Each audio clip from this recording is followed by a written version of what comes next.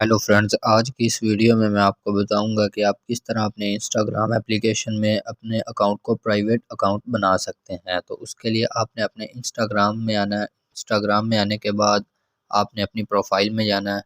Profile में आने के बाद ऊपर टॉप राइट कॉर्नर के ऊपर इस इन थ्री लाइंस को प्रेस करना है और उसके बाद आपने सेटिंग में आ जाना है।